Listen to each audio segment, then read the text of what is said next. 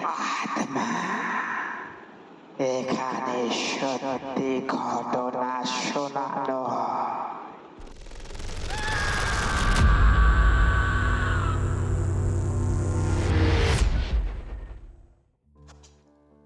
Hello বন্ধুরা, সবাই কেমন আছো? আশা করছি সবাই খুব ভালো আছো এবং সুস্থ আছো। আমি আছি বাবান তোমাদের সাথে। আজকেও চলে এলাম ঠিক রাত 10টায় সত্যি একটি হাড় কাঁপানো ভৌতিক ঘটনা নিয়ে। তো সবাই তোমরা এইভাবে সাপোর্ট করো এবং পাশে থেকো বন্ধুরা। তো আমি সরাসরি ঘটনায় চলে যাচ্ছি।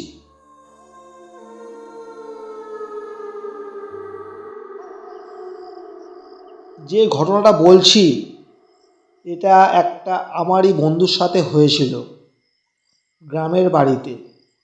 তো সেটাই আমি তুলে ধরছি আমি আমার মতো করে। অবশ্যই কমেন্ট করে জানিয়ে দেবে তোমরা তোমাদের এই ঘটনাটা ঠিক কেমন লাগলো। তো আমি বাবু, আমার সাথে আরও 3-4জন বন্ধু আছে। তো যখন আমরা খুব ছোট, আজ থেকে প্রায় 10 থেকে 12 বছর আগেকারের ঘটনা বলছি। জায়গার নাম হচ্ছে রাজপুর। তো এরকমই রাজপুরে আমার মামার বাড়ি। সেখানে আমরা 4-5টা বন্ধু মিলে মামার বাড়িতে বারান্দায় ঘুমাতাম। মাটির ঘরদোর যেমন হয় আর কি গ্রামের বাড়িগুলো। সেই সময়ে সেই এলাকাতে অত মানুষজন ছিল না।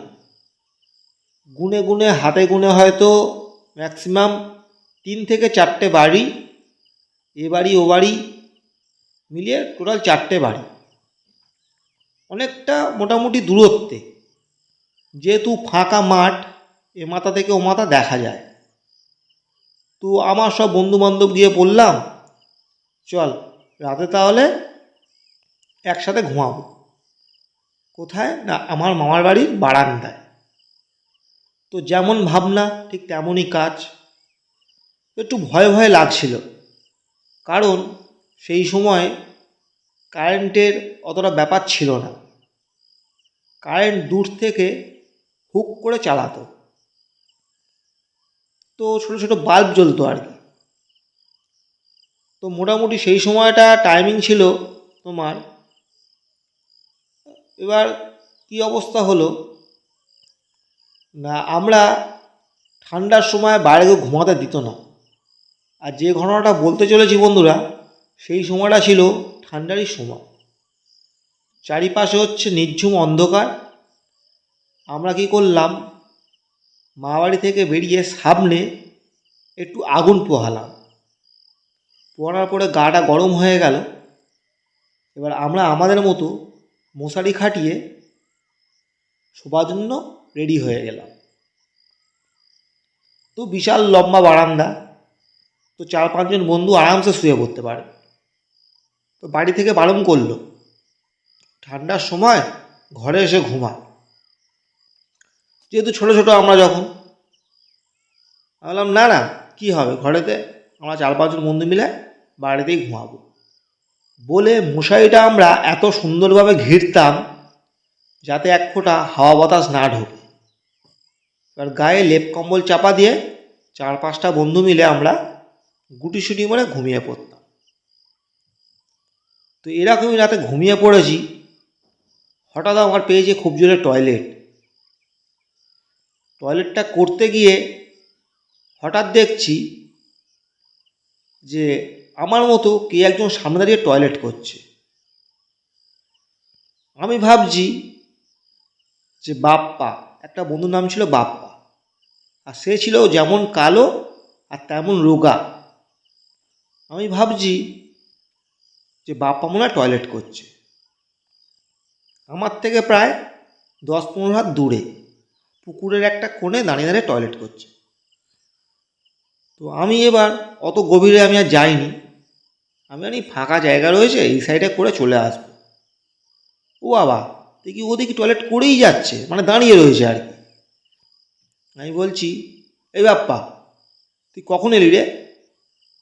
কই আমাকে তো ডাকলি না, একা একা চলে এলি? তোর তো বেশ ভালো সাহস।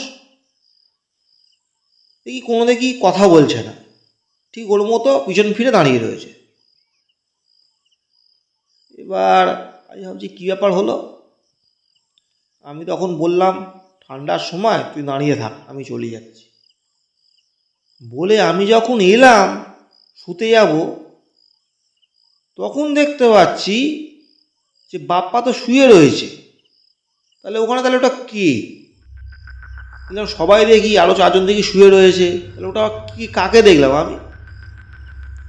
বলে এবার আমি ওদেরকে ডেকেছি, ডেকে বলছি, ভাই চল, ভূত দেখেছি ভাই, তাড়াতাড়ি চল, ভূত কিংবা চোর কেউ একটা হবে, তাড়াতাড়ি চল। বন্ধুরা, যে জায়গাটার কথা বলছি, যদি চোর যদি হতো, সেই জায়গাটা কিন্তু চোর ওই সাইড থেকে ঢোকার জায়গা নেই। কারণ যে কোনটায় দেখেছিলাম সেই জায়গাটা ছিল পুরো পুকুর পাড়, আর ঠান্ডার সময় নিশ্চয়ই চোর সাঁতার কেটে আসবে না। সে যাই হোক, এবার আমরা গেলাম ওখানে, গিয়ে কাউকেই দেখতে পাচ্ছি না, কিন্তু পুরো গায়ে।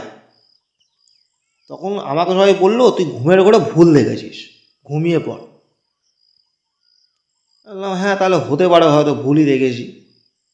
বলে এবার ঘুমিয়ে পড়েছি। এই ঘটনাটা হলো রাত্রির তখন 11:30 কি 12টা এরকম সামথিং টাইমে। ঘুমিয়ে পড়েছি, এটা চিন্তা করতে করতে ঘুমিয়ে পড়েছি।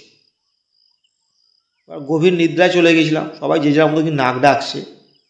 আর পাশে ওই বাপ্পা এত জোরেই নাক ডাকছিল, সে ঘুমটা আবার ভেঙে গেল।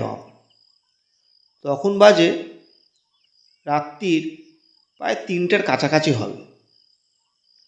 আমি বাপ্পাকে বলছি, বাপ্পা তুই এত জোরে নাক ডাকছিস কেন রে? ঠেলা দিচ্ছি গায়ে, সেদিকে কোনো রেসপন্স করছে না।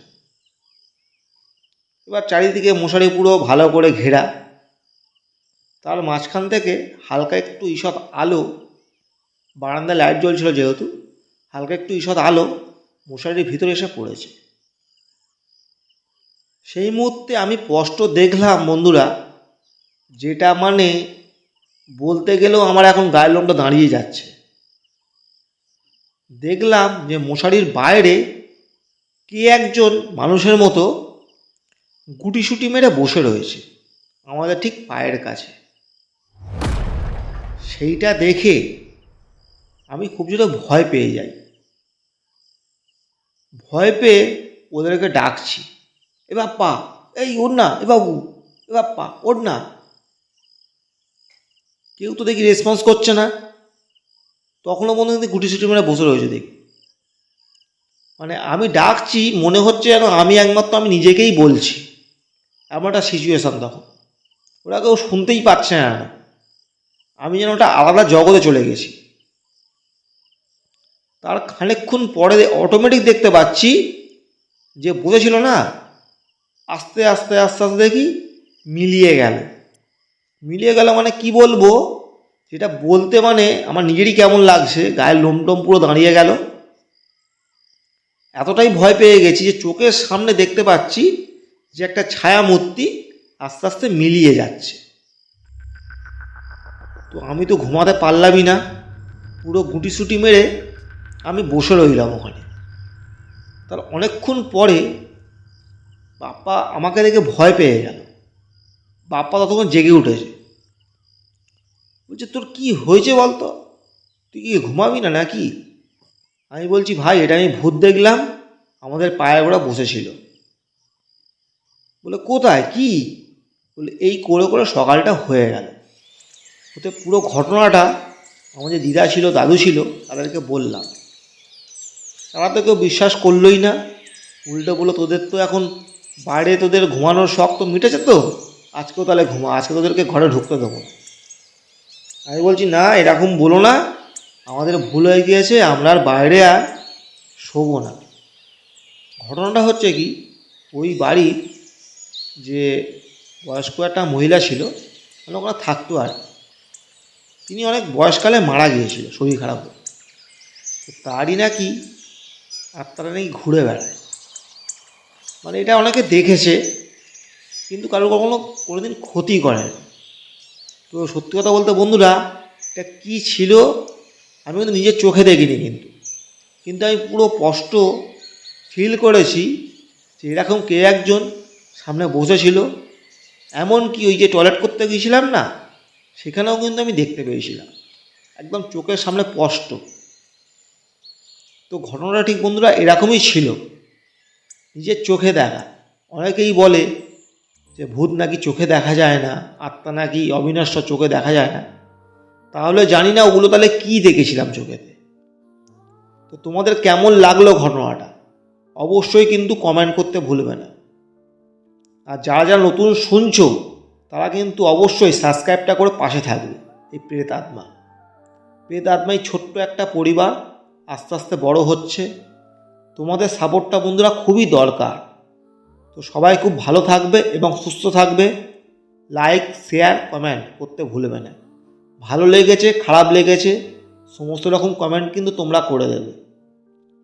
তো যাই হোক, তোমাদের কাছে যদি এরকম যদি কোনো ঘটনা থেকে থাকে, যেমন হোক, তোমরা কিন্তু অবশ্যই আমার এই হোয়াটসঅ্যাপ দেওয়া নাম্বারে পাঠাতে পারো।